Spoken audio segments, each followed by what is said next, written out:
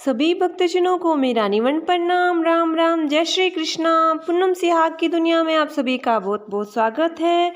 श्रीमद् भागवत महापुराण चतुर्थ स्कंद 14वां अध्याय राजा वेन की कथा।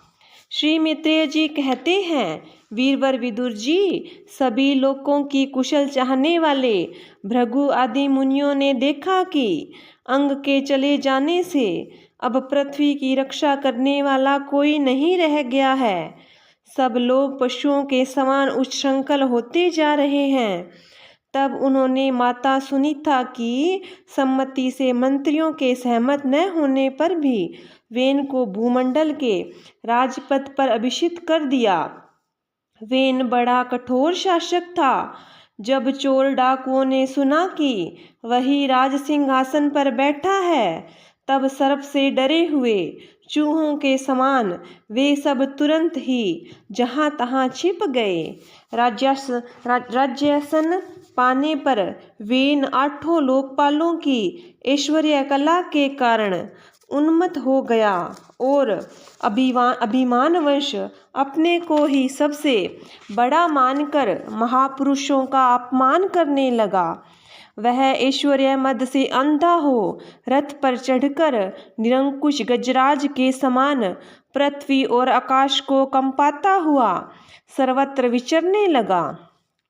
कोई भी द्विजाति वर्ण का पुरुष कभी किसी प्रकार का यज्ञ, दान और हवन न करे। अपने राज्य में यह ढिंढोरा पिटवा कर उसने सारे धर्म कर्म बंद करवा दिए। दुष्ट वेन का ऐसा अत्याचार देख सारे ऋषि मुनि एकत्र हुए और संसार पर संकट आया समझकर करुणावश आपस में कहने लगे, अहो, जैसे दोनों ओर जलती हुई लकड़ी के बीच रहने वाली चींटी आदि जीव महान संकट में पड़ जाते हैं, वैसे ही इस समय सारी प्रजा एक ओर राजा के और दूसरी ओर चोर डाकुओं के अत्याचार से महान संकट में पड़ गई है। हमने अराजकता के भय से अयोग्य होने पर भी वेन को राजा बनाया था, किंतु अब उससे भी प्रजा को भय हो गया। ऐसी अवस्था में प्रजा को किस प्रकार सुख शांति मिल सकती है। सुनीता की कोख से उत्पन्न हुआ यह वेन स्वभाव से ही दुष्ट है, परंतु सांप को दूध पिलाने के समान इसको पालने वालों के लिए अनर्थ का कारण हो गया। हमने इसे प्रजा की रक्षा के लिए नियुक्त किया था, यह आज उसी को नष्ट करने पर तुला हुआ है। इतना सब होने पर भी हमें इसे समझाना अवश्य चाहिए। ऐसा करने से इसके किए हुए पाप हमें स्पर्श नहीं करेंगे।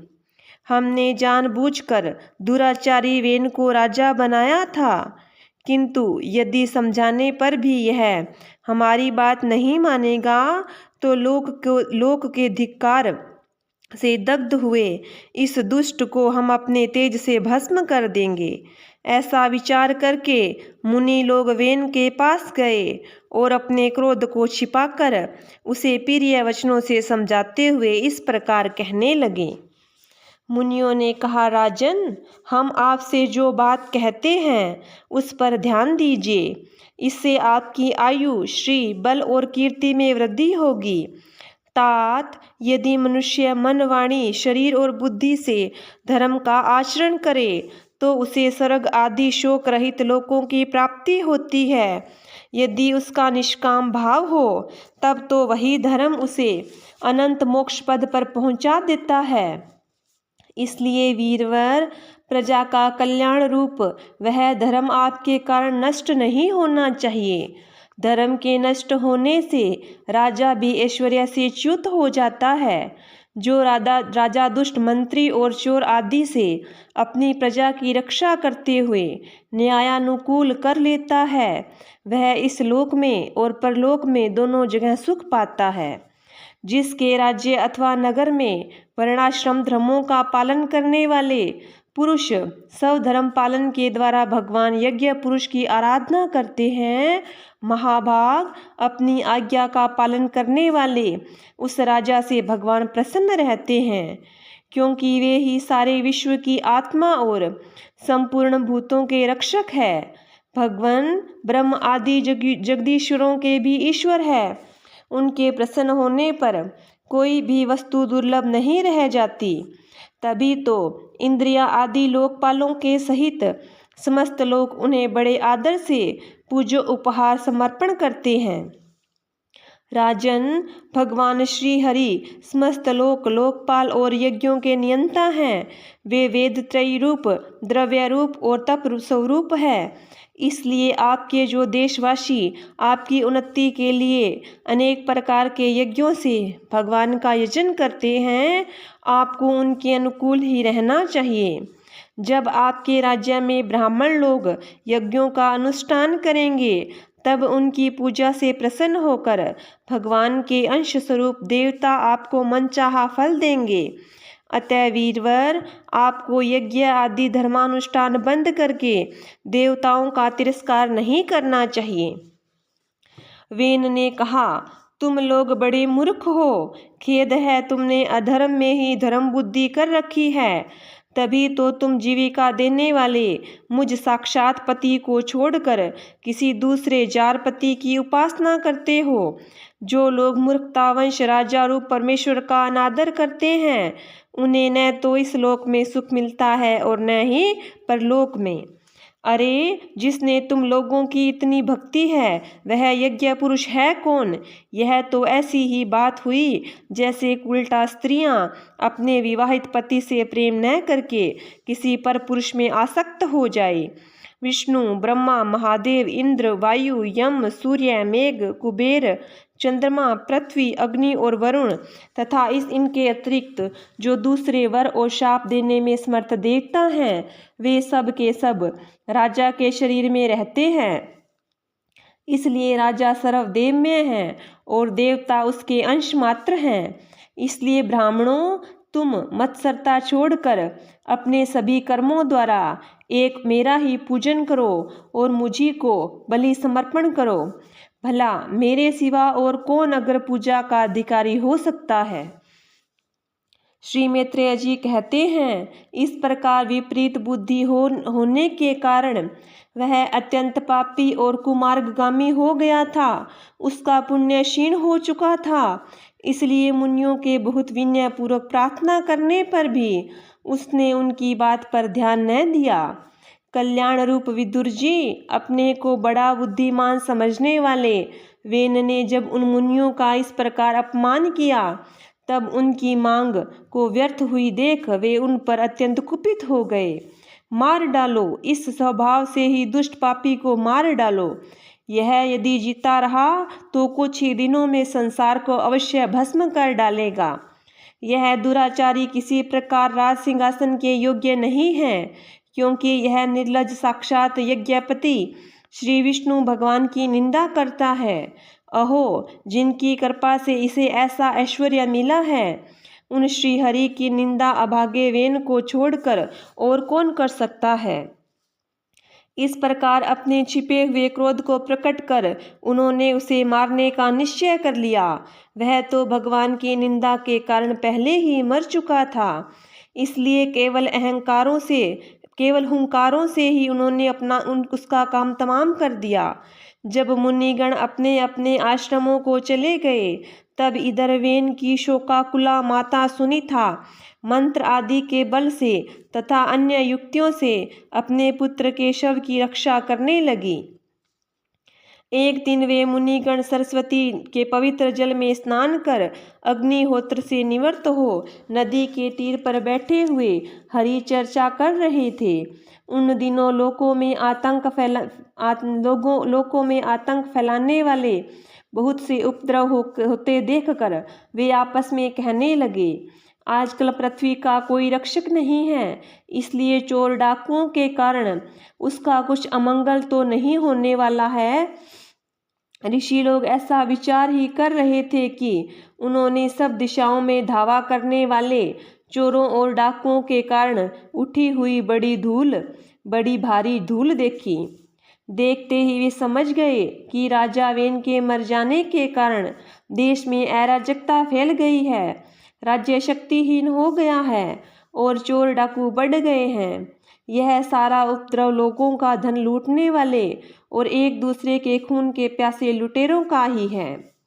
अपने तेज से अथवा तपोबल से लोगों को ऐसी कुप्रवृत्ति से रोकने में समर्थ होने पर भी ऐसा करने में हिंसा आदि दोष देखकर उन्होंने इसका कोई निवारण नहीं किया।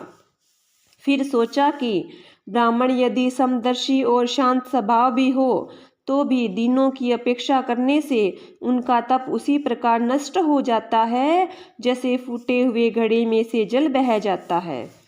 फिर राजऋषि अंग का वंश भी नष्ट नहीं होना चाहिए, क्योंकि इनसे अनेक अमोघ शक्ति व भगवत पारायण राजा हो चुके हैं। ऐसा निश्चय कर उन्होंने मर्त राजा की जांघ को बड़े जोर से मथा तो उसमें से एक बोना पुरुष उत्पन्न हुआ। वह कौवे के समान काला था। उसके सभी अंग और खासकर भुजाएं छोटी थी, जबड़े बहुत बड़े, जांघें छोटी और नाक चपटी, नेत्र लाल, केश तांबे के से रंग के थे। उसने बड़ी दीनता और नम्र भाव से पूछा कि मैं क्या करूं? तो ऋषियों ने कहा, निषीद बैठ जा। इसी से वह निषाद कहलाया। उसके जन्म लेते ही राजा वेन के भयंकर पापों को अपने ऊपर ले लिया। उसने जन्म लेते ही राजा वेन के भयंकर पापों को अपने ऊपर ले लिया। इसलिए उसके वंशधर नैषाद भी हिंसा, लूटपाट आदि पाप कर्मों में रत रहते हैं। अतः वे गांव और नगर में न टिककर वन और पर्वतों में ही निवास करते हैं। 15वां अध्याय महाराज पृथु का आविर्भाव और राज्याभिषेक। श्री मैत्रेय जी कहते हैं, विदुर जी, इसके बाद ब्राह्मणों ने पुत्रहीन राजा वेन की भुजाओं का मंथन किया। तब उसमें से एक स्त्री पुरुष का जोड़ा प्रकट हुआ। ब्रह्मवादी ऋषि उस जोड़े को उत्पन्न हुआ देख और भगवान का अंश जानकर बहुत प्रसन्न होकर बोले। ऋषियों ने कहा, यह पुरुष भगवान विष्णु की विश्वपालनी कला से प्रकट हुआ है और यह स्त्री उन परम पुरुष की अनपायनी, कभी न अलग होने वाली शक्ति लक्ष्मी जी का अवतार है। इनमें से जो पुरुष है वह अपने सुयश का प्रधान विस्तार करने के कारण परम यशस्वी पृथु नाम का सम्राट होगा। राजाओं में यही सबसे बड़ा पहला होगा। यह सुंदर दांतों वाली और गुण और आभूषणों से विभूषित करने वाली सुंदरी इन पृथु को ही अपना पति बनाएगी। इसका नाम अर्ची होगा। पृथु के रूप साक्षात श्री हरि के अंश ही संसार की रक्षा के लिए अवतार लिया है और अर्ची के रूप में निरंतर भगवान की सेवा में रहने वाली उनकी नित्य सहचरी श्री लक्ष्मी जी ही प्रकट हुई हैं। श्री मैत्रेय जी कहते हैं, विदुर जी, उस समय ब्राह्मण लोग पृथु की स्तुति करने लगे। श्रेष्ठ गंधर्वों ने गुणगान किया, सिद्धों ने पुष्पों की वर्षा की, अप्सराएं नाचने लगी, आकाश में शंख, तुरही, मृदंग और दुंदुभी आदि बाजे बजने लगे। समस्त देवता, ऋषि और पितृ अपने अपने लोकों से वहां आए। जगत गुरु ब्रह्मा जी देवता और देवेश्वरों के साथ पधारे। उन्होंने वेन कुमार पृथु के दाहिने हाथ में भगवान विष्णु की हस्तरेखाएं और चरणों में कमल का चिन्ह देखकर उन्हें श्री हरि का अंश समझा, क्योंकि जिनके हाथ से दूसरी रेखाओं से बिना कटा हुआ चक्र का चिन्ह होता है वह भगवान विष्णु का ही अंश होता है। वेदवादी ब्राह्मणों ने महाराज पृथु के अभिषेक का आयोजन किया। सब लोग उनकी सामग्री जुटाने में लग गए। उस दिन नदी, समुद्र, पर्वत, सर्प, गऊ, पक्षी, मृग, स्वर्ग, पृथ्वी तथा अन्य सब प्राणियों ने भी उन्हें तरह तरह के उपहार भेंट किए। सुंदर वस्त्र और आभूषणों से अलंकृत महाराज पृथु का विधिवत राज्याभिषेक हुआ। उस समय अनेकों अलंकारों से सजी हुई महारानी अर्ची के साथ वे दूसरे अग्निदेव के सदृश जान पड़ते थे। वीर विदुर जी, उन्हें कुबेर ने बड़ा ही सुंदर सोने का सिंहासन दिया तथा वरुण ने चंद्रमा के समान श्वेत और प्रकाशमय छत्र दिया, जिससे निरंतर जल की फुइयां झरती रहती थी। वायु ने 2 चंवर, धर्म ने कीर्तिमयी माला, इंद्र ने मनोहर मुकुट, यम ने दमन करने वाला दंड, ब्रह्मा ने वेदमय कवच, सरस्वती ने सुंदर हार, विष्णु भगवान ने सुदर्शन चक्र, विष्णु प्रिया लक्ष्मी जी ने अविचल संपत्ति, रुद्र ने 10 चंद्राकार चिन्हों से युक्त कोश वाली तलवार, अंबिका जी ने 100 चंद्रहार चिन्हों वाली ढाल, चंद्रमा ने अमृतमय अश्व, त्वष्टा विश्वकर्मा ने सुंदर रथ, अग्नि ने बकरे और गौओं के सींग से बना हुआ सुदृढ़ धनुष, सूर्य ने तेजोमय बाण, पृथ्वी ने चरण स्पर्श मात्र से अभिष्ट स्थान पर पहुंचा देने वाली योगमयी पादुकाएं, आकाश के अभिमानी देव देवता ने नित्य नूतन पुष्पों की माला, आकाश विहारी सिद्ध गंधर्वों ने नाचने गाने बजाने और अंतर्धान हो जाने वाली शक्तियाँ, ऋषियों ने अमोघ आशीर्वाद, समुद्र ने अपने से उत्पन्न हुआ शंख तथा 7 समुद्र, पर्वत और नदियों ने उनके रथ के लिए बेरोक टोक मार्ग उपहार में दिए। इसके पश्चात सूत, मागध और वंदीजन उनकी स्तुति के लिए उपस्थित हुए। तब उन स्तुति करने वालों का अभिप्राय समझकर वेन पुत्र परम प्रतापी राजा पृथु ने हंसते हुए मेघ के समान गंभीर वाणी में कहा। पृथु ने कहा, सौम्यसूत, माधव और वंदीजन, अभी तो लोक में मेरा कोई भी गुण प्रकट नहीं हुआ, फिर तुम किन गुणों को लेकर मेरी स्तुति करोगे? मेरे विषय में तुम्हारी वाणी व्यर्थ नहीं होनी चाहिए, इसलिए मुझसे भिन्न किसी और की स्तुति करो। मृदुभाषियों, कालांतर में जब मेरे अप्रकट गुण प्रकट हो जाएं, तब भरपेट अपनी मधुर वाणी से मेरी स्तुति कर लेना। देखो, शिष्ट पुरुष पवित्र कीर्ति श्री हरि के गुणानुवाद के रहते हुए तुच्छ मनुष्यों की स्तुति नहीं किया करते।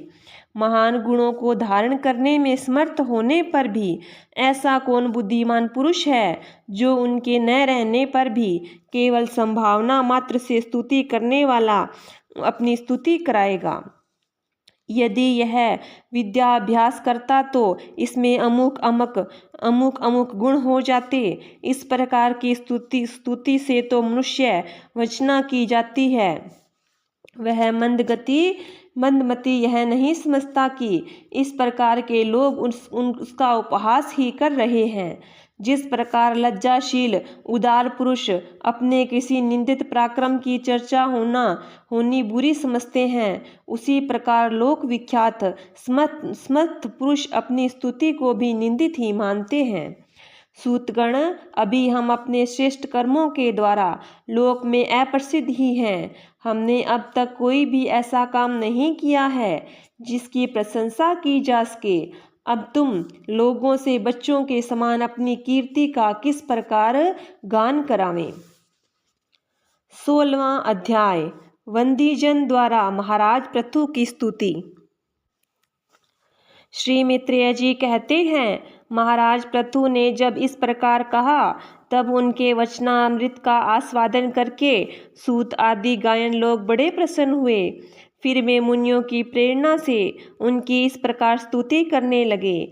आप साक्षात देव प्रवर श्री नारायण ही हैं, जो अपनी माया से अवतीर्ण हुए हैं।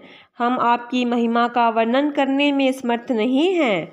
आपके जन्म तो राजा वेन के मृतक शरीर से हुआ है, किंतु आपके पौरुषों का वर्णन करने में साक्षात ब्रह्मा जी की बुद्धि भी चकरा जाती है। तथापि आपके कथा अमृत के रस आस्वादन में आदर बुद्धि रखकर मुनियों के उपदेश के अनुसार उन्हीं की प्रेरणा से हम आपके परम प्रशंसनीय कर्मों का कुछ विस्तार करना चाहते हैं। आप साक्षात श्री हरि के कला अवतार हैं और आपकी कीर्ति बड़ी उदार है। ये धर्मधारियों में श्रेष्ठ महाराज पृथु लोक को धर्म में प्रवृत्त करके धर्म मर्यादा की रक्षा करेंगे तथा उसके विरोधियों को दंड देंगे। ये अकेले ही समय समय पर प्रजा के पालन पोषण और अनुरंजन आदि कार्य के अनुसार अपने शरीर में भिन्न भिन्न लोकपालों की मूर्ति को धारण करेंगे, तथा यज्ञ आदि प्रचार द्वारा स्वर्ग लोक और वृष्टि की व्यवस्था द्वारा भूलोक दोनों का ही हित साधन करेंगे। ये सूर्य के समान अलौकिक महिमान्वित प्रतापवान और समदर्शी होंगे। जिस प्रकार सूर्य देवता 8 महीने तपते रहकर जल खींचते हैं और वर्षा ऋतु में उसे उड़ेल देते हैं, उसी प्रकार ये कर आदि के द्वारा कभी धन संचय करेंगे और कभी उसका प्रजा के हित के लिए व्यय कर डालेंगे। ये बड़े दयालु होंगे। यदि कभी कोई दीन पुरुष इनके मस्तक पर पैर भी रख देगा तो भी ये पृथ्वी के समान उसके इस अनुचित व्यवहार को सदा सहन करेंगे। कभी वर्षा न होगी और प्रजा के प्राण संकट में पड़ जाएंगे तो ये राजवेशधारी श्रीहरि इंद्र की भांति जल बरसाकर अनायास ही उनकी रक्षा कर लेंगे। ये अपने अमृतमय मुखचंद्र की मनोहर मुस्कान और प्रेम भरी चितवन से संपूर्ण लोकों को आनंद मग्न कर देंगे। इनकी गति को कोई समझ न सकेगा। इनके कार्य भी गुप्त होंगे तथा इन्हें संपन्न करने का ढंग भी बहुत गंभीर होगा। इनका धन सदा सुरक्षित रहेगा। ये अनंत महात्म्य और गुणों के एकमात्र आश्रय होंगे।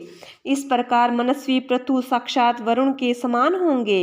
महाराज पृथु वेन रूप अरणि के मंथन से प्रकट हुए हैं और अग्नि के समान हैं। शत्रुओं के लिए ये अत्यंत दुर्धर्ष और दुस्सह होंगे। ये उनके समीप रहने पर भी सेना आदि से सुरक्षित रहने के कारण बहुत दूर रहने वाले से होंगे। शत्रु कभी इन्हें हरा न सकेंगे। जिस प्रकार प्राणियों के भीतर रहने वाला प्राण रूप सूत्रात्मा शरीर के भीतर बाहर के समस्त व्यापारों को देखते रहने पर भी उदासीन रहता है, उसी प्रकार ये गुप्तचरों के द्वारा प्राणियों के गुप्त और प्रकट सभी प्रकार के व्यापार देखते हुए भी अपनी निंदा और स्तुति आदि के प्रति उदासीनवत रहेंगे। ये धर्म मार्ग में स्थित रहकर अपने शत्रु के पुत्र को भी दंडनीय न होने पर कोई दंड न देंगे और दंडनीय होने पर तो अपने पुत्र को भी दंड देंगे। भगवान सूर्य मानसोत्तर पर्वत तक जितने प्रदेश को अपनी किरणों से प्रकाशित करते हैं, उस संपूर्ण क्षेत्र में इनका निष्कंटक राज्य होगा। ये अपने कार्यों से सब लोगों को सुख पहुँचावेंगे, उनका रंजन करेंगे। इससे उन मनोरंजनात्मक व्यापारों के कारण प्रजा इन्हें राजा कहेगी। ये बड़े दृढ़ संकल्प, सत्य प्रतिज्ञा, ब्राह्मण भक्त, वृद्धों की सेवा करने वाले, शरणागत वत्सल, सब प्राणियों को मान देने वाले और दीनों पर दया करने वाले होंगे। ये पर स्त्री को माता के समान भक्ति रखेंगे। पर स्त्री में माता के समान भक्ति रखेंगे। पत्नी को अपने आधे अंग के समान मानेंगे। प्रजा पर पिता के समान प्रेम रखेंगे और ब्राह्मणवादियों के सेवक होंगे। दूसरे प्राणी इन्हें उतना ही चाहेंगे जितना अपने शरीर को। ये सुहृदयों के आनंद को बढ़ाएंगे। ये सर्वदा वैराग्यवान पुरुषों से विशेष प्रेम करेंगे और दुष्टों को दंड पाणी यमराज के समान सदा दंड देने के लिए उद्यत रहेंगे। तीनों गुणों के अधिष्ठाता और निर्विकार साक्षात श्री नारायण ही इनके रूप में अपने अंश से अवतार लिया है। नारायण ने ही अवतार लिया है, जिसमें पंडित लोग अविद्या प्रतीत होने वाले इस नानात्व को मिथ्या ही समझते हैं। ये अद्वितीय वीर और एक छत्र सम्राट होकर अकेले ही उद्यांचल पर्यंत समस्त भूमंडल की रक्षा करेंगे तथा अपने जयशील रथ पर चढ़कर धनुष हाथ में लिए सूर्य के समान सर्वत्र प्रदक्षिणा करेंगे। उस समय जहाँ तहाँ सभी लोकपाल और पृथ्वीपाल इन्हें भेंटें समर्पित करेंगे। इनकी स्त्रियाँ इनका गुणगान करेगी।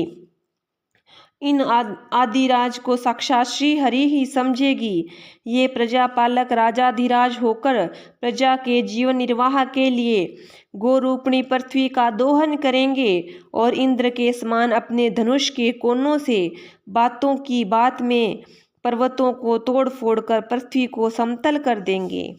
रणभूमि में कोई भी इनका वेग सहन नहीं कर सकेगा।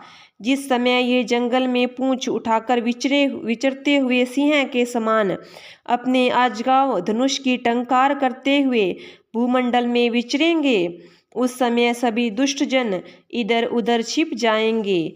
ये सरस्वती के उद्गम स्थान पर 100 अश्वमेघ यज्ञ करेंगे।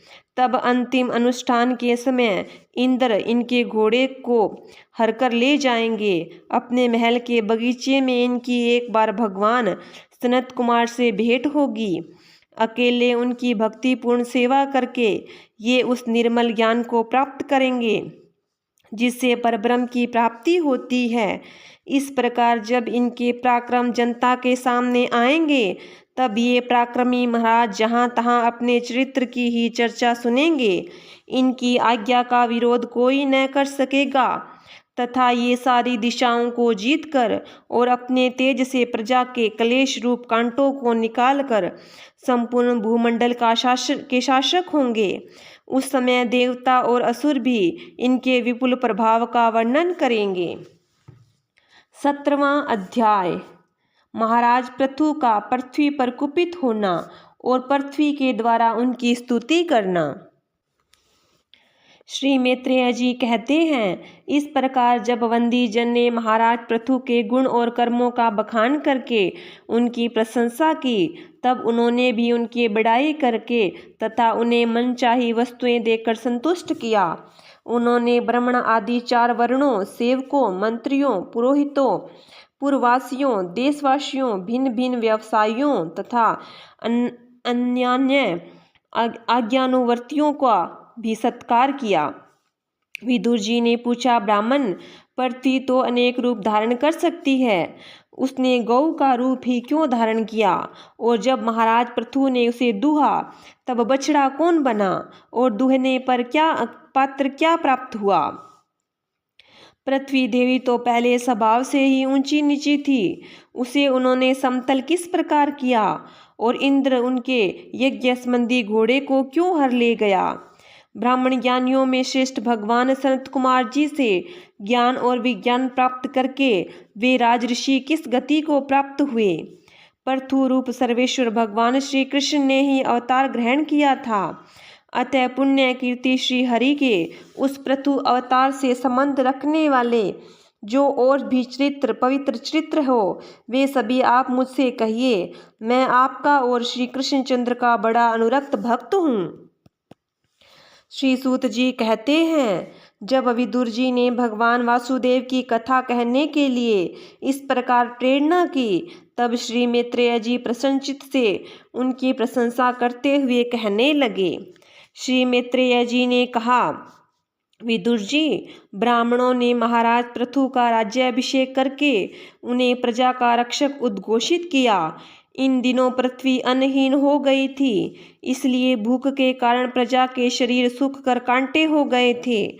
उन्होंने अपने स्वामी पृथु के पास आकर कहा, राजन, जिस प्रकार कोटर में सुलगती हुई आग से पेड़ जल जाता है, उसी प्रकार हम पेट की भीषण ज्वाला से जले जा रहे हैं।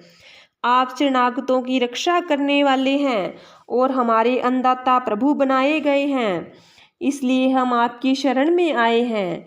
आप समस्त लोकों की रक्षा करने वाले हैं, आप ही हमारी जीविका के भी स्वामी हैं। अतः राजेश्वर, आप हम क्षुधा पीड़ितों को शीघ्र ही अन्न देने का प्रबंध कीजिए। ऐसा न हो कि अन्न मिलने से पहले ही हमारा अंत हो जाए। श्री मैत्रेय जी कहते हैं, कुरुवर, प्रजा का करुण क्रंदन सुनकर महाराज पृथु बहुत देर तक विचार करते रहे। अंत में उन्हें अन्नाभाव के कारण मालूम हो गया अन्न के अभाव का कारण मालूम हो गया। पृथ्वी ने स्वयं ही अन्न और औषधियों को अपने भीतर छिपा लिया है। अपनी बुद्धि से इस बात का निश्चय करके उन्होंने अपना धनुष उठाया और त्रिपुर विनाशक भगवान शंकर के समान अत्यंत क्रोधित होकर पृथ्वी को लक्ष्य बनाकर बाण चढ़ाया। उन्हें शस्त्र उठाए देख पृथ्वी कांप उठी और जिस प्रकार व्याघ्र का पीछा करने पर हिरणी भागती है, उसी प्रकार वह डरकर गऊ का रूप धारण करके भागने लगी। यह देखकर महाराज पृथु की आंखें क्रोध से लाल हो गई। वे जहाँ तहाँ पृथ्वी गई वहाँ वहाँ धनुष पर बाण चढ़ाए उसके पीछे लगे रहे। विदिशा विदिशा स्वर्ग पृथ्वी और अंतरिक्ष जहाँ जहाँ भी वह दौड़कर जाती वहीं उसे महाराज पृथु हथियार उठाए अपने पीछे दिखाई देते। जिस प्रकार मनुष्य को मृत्यु से कोई नहीं बचा सकता उसी प्रकार उसे त्रिलोकी में वेन पुत्र पृथु से बचाने वाला कोई भी न मिला। तब वह अत्यंत भयभीत होकर दुखित चित्त से पीछे की ओर लौटी और महाराज पृथु से कहने लगी, धर्म के तत्व को जानने वाले शरणागत वत्सल राजन, आप तो सभी प्राणियों की रक्षा करने में तत्पर है, आप मेरी भी रक्षा कीजिए। मैं अत्यंत दीन और निरपराध हूँ, आप मुझे क्यों मारना चाहते हैं? इसके सिवा आप तो धर्मज्ञ माने जाते हैं, फिर मुझ स्त्री का वध आप कैसे कर सकेंगे? स्त्रियां कोई अपराध करे तो साधारण जीव भी उन पर हाथ नहीं उठाते, फिर आप जैसे करुणामय और दीन वत्सल तो ऐसा कर ही कैसे सकते हैं? मैं तो एक सुदृढ़ नौका के समान हूँ, सारा जगत मेरे ही आधार पर स्थित है, मुझे तोड़कर आप अपने को और अपनी प्रजा को जल के ऊपर कैसे रखेंगे? महाराज पृथु ने कहा, पृथ्वी तू मेरी आज्ञा का उल्लंघन करने वाली है, तू यज्ञ में देवता रूप से भाग तो लेती है किंतु उसके बदले में हमें अन्न नहीं देती, इसलिए आज मैं तुझे मार डालूंगा। तू जो दिन प्रतिदिन हरी हरी घास खा जाती है और उसके अपने थन से दूध नहीं देती, ऐसी दुष्टता करने पर तुझे दंड देना अनुचित नहीं कहा जा सकता।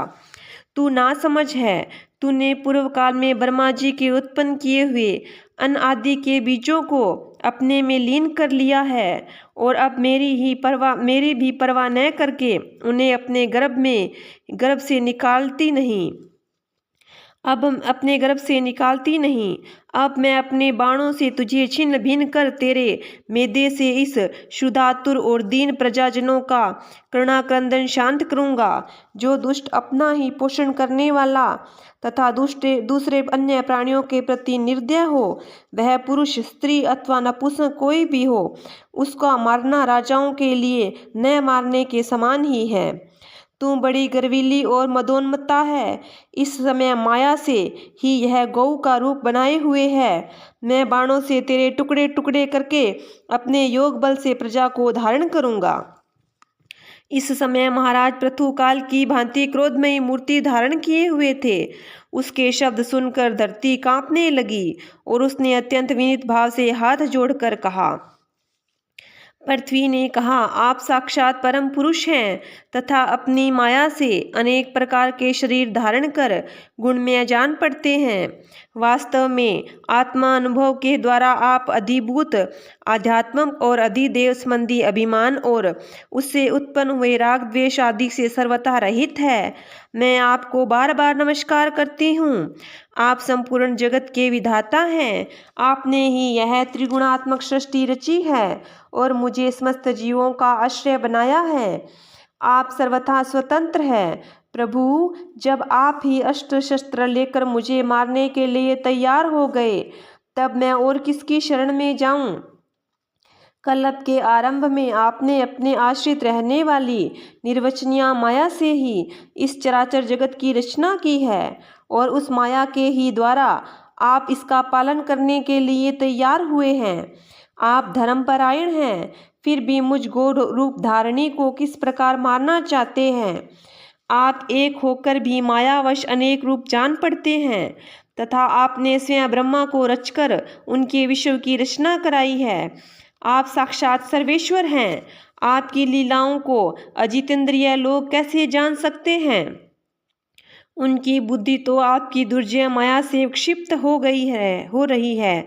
आप ही पंचभूत इंद्रिय, उनके अधिष्ठी देवता, बुद्धि और अहंकार रूप अपनी शक्तियों के द्वारा कर्मशय जगत की उत्पत्ति, स्थिति और संहार करते हैं। भिन्न भिन्न कार्यों के लिए समय समय पर आपकी शक्तियों का आविर्भाव तिरोभाव हुआ करता है। आप साक्षात परम पुरुष और जगत विधाता हैं। आपको मेरा नमस्कार है। अजन्मा प्रभु, आप ही अपने रचे हुए भूत, इंद्रिय और अंतःकरण जगत की स्थिति के लिए आदि वराह रूप होकर मुझे रसातल से जल के बाहर लाए थे। इस प्रकार एक बार तो मेरा उद्धार करके आपने धराधर नाम पाया था। आज वही आप वीर मूर्ति से जल के ऊपर नौका के समान स्थित मेरे ही आश्रय रहने वाली प्रजा की रक्षा के अभिप्राय से पेने पेने बाण चलाकर दूध न देने के अपराध में मुझे मारना चाहते हैं। इस त्रिगुणात्मक सृष्टि की रचना करने वाली आपकी माया से मेरे और जैसे साधारण जीवों के चित्त मोहग्रस्त हो रहे हैं। मुझ जैसे लोग तो आपके भक्तों की लीलाओं का ही आश्रय नहीं समझ सकते, फिर आपकी किस क्रिया का उद्देश्य न समझे आपकी किसी क्रिया का उद्देश्य न समझे तो इसमें आश्चर्य ही क्या है। अतः जो इंद्रिय संयम आदि के द्वारा विरोचित यज्ञ का विस्तार करते हैं, ऐसे आपके भक्तों को भी नमस्कार है। श्रीमद् भागवत महापुराण चतुर्थ स्कंद 17वां अध्याय समाप्त। बोलिए विष्णु भगवान की जय हो। बोलिए कृष्ण कन्हैया लाल की जय हो।